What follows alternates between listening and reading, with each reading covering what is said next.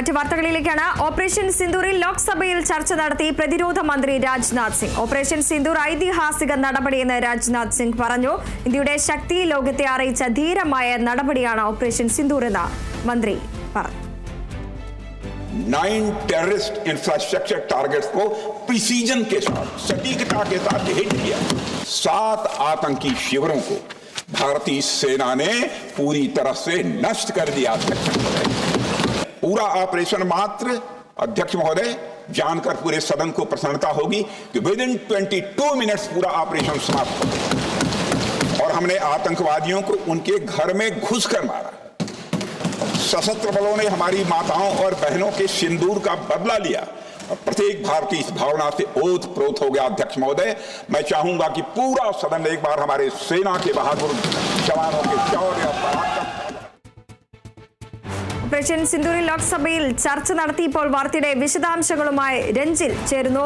രഞ്ജിൽ, ഇന്ത്യയുടെ ശക്തി ലോകത്തെ അറിയിച്ച ധീരമായ ഐതിഹാസിക നടപടിയാണ് എന്നാണ് ഇപ്പോൾ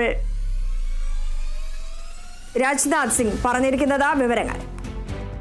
വൃന്ദ, ലോക്സഭയിൽ ഓപ്പറേഷൻ സിന്ദൂറിന്റെ നേട്ടങ്ങൾ അല്ലെങ്കിൽ ഇന്ത്യയുടെ നേട്ടങ്ങൾ എണ്ണി പറഞ്ഞായിരുന്നു പ്രതിരോധ മന്ത്രിയുടെ ചർച്ച ആരംഭിച്ചത്.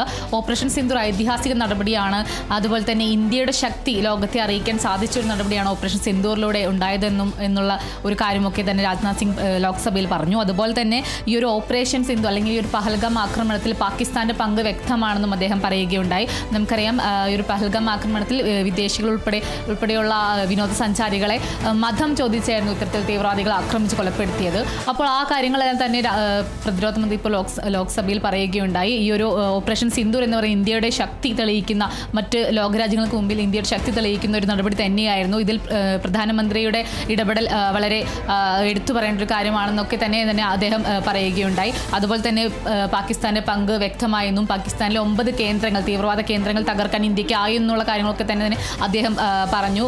എന്തായാലും ലോക്സഭയിൽ ഇപ്പോൾ ഈ ഒരു ഓപ്പറേഷൻ സിന്ദൂറിൽ ചർച്ച നടത്തിയിരിക്കുകയാണ് പ്രതിരോധ മന്ത്രി. നമ്മുടെ ഇന്ത്യയുടെ നേട്ടങ്ങൾ എണ്ണി പറഞ്ഞായിരുന്നു ചർച്ച ഉണ്ടായിരുന്നത്. വൃന്ദ, ശരി, വ്യക്തമാണ് രഞ്ജിത്ത്.